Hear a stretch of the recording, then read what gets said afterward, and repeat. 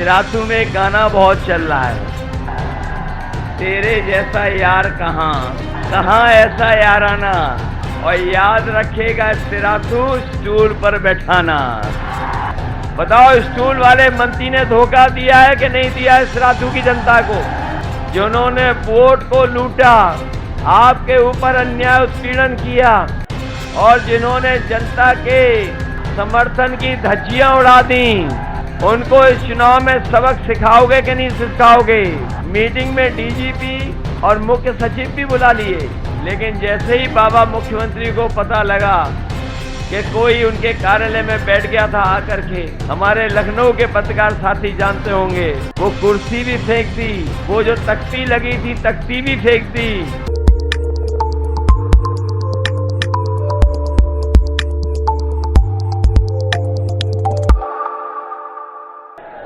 मुझे नहीं पता था कि यहाँ के लोगों को स्टूल वाली बात यहाँ भी लोग जानते हैं। ये स्टूल वाली बात क्या है भाई? सुना है कि सिराथू में एक गाना बहुत चल रहा है, क्योंकि स्टूल वाली बात आई तो मुझे किसी ने बताया कि सिराथू में इधर एक गाना बहुत चल रहा है। अरे भाई, जो गाना आप सुन रहे हो उसी को बताने जा रहा हूं। तेरे जैसा यार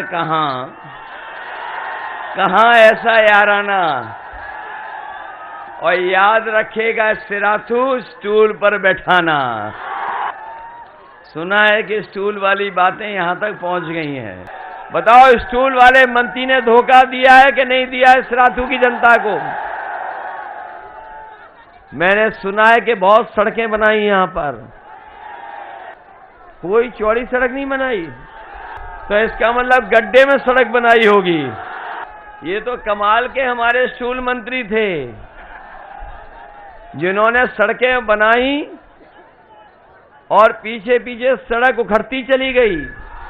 और याद होगा आपको, वो समय भूल गए कि एक सड़क का उद्घाटन करने कोई पहुंचा, सड़क बनके तैयार हो गई थी, और जब नारियल लेकर के उसका उद्घाटन होने को गया, और जब नारियल सड़क पे फोड़ा गया, नारियल नहीं फूटा, सड़क टूट गई।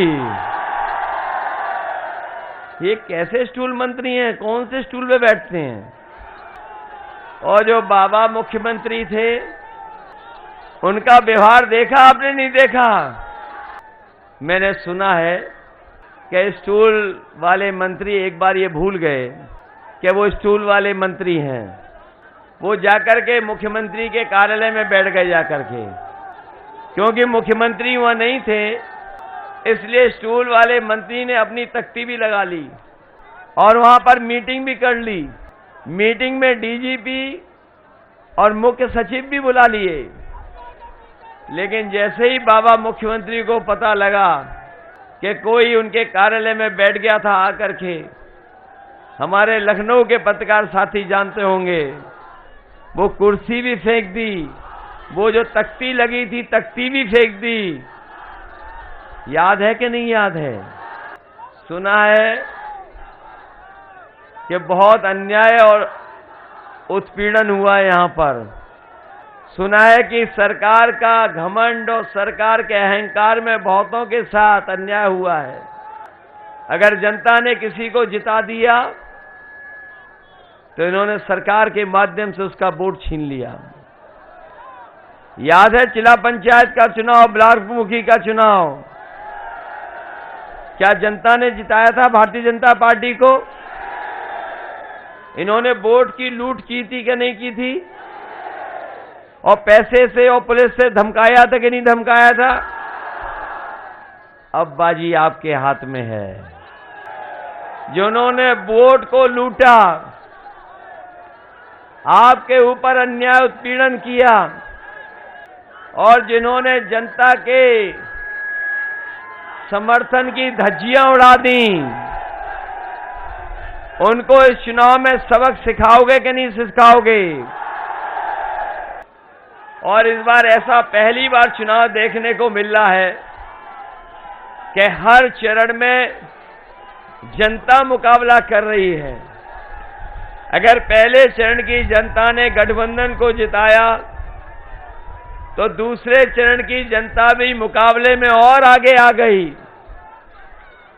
पहले और दूसरे चरण का आपको पता होगा कि गठबंधन ने शतक लगा लिया है,